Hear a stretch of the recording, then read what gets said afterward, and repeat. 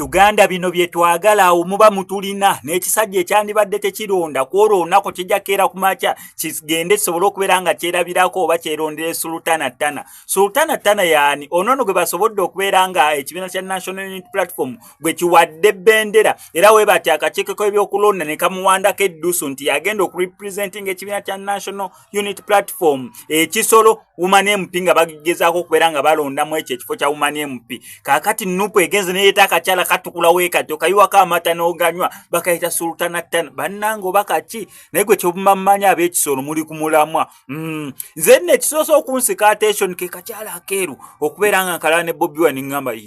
ani oyo atatya Babitu ngo Kyagulanyi oyo ani asemberedde Bobi Wine ngenza okugezaako okunoonya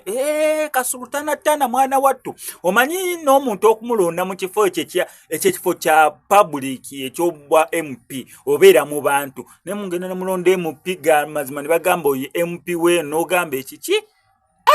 no weewuunya ne kati akantu nga kanene ogenda gamba oyo MP w'Ekisoro nga kitofu ye MP omuntu omu agenda nakugamba oyo speaker asaga musibeko bigambo oyo speaker w'eggwanga eryalwana n'ogamba baali kuki naye omulala nagamba oyo speaker w'Ekyambogo University Guild Council n'ogamba akaana keeko babadde mugenda lowooza ngamba ba speaker bani nze ngamba ba speaker ba Guild Councils ne ba speaker b'ebitebe eno ku magombolola ne ba speaker b'Erosi nze siga mundeke nze njagala emirembe wano ku SMX Media sagala bampise mundeke nze mbadde ngamba speaker wa Guild Council b'Ekyambogo baba babatwala Kayirigome mundeke nze temunteeka bigambo mukamwa naye nga ab'Ekisoro g'amazima sultana tana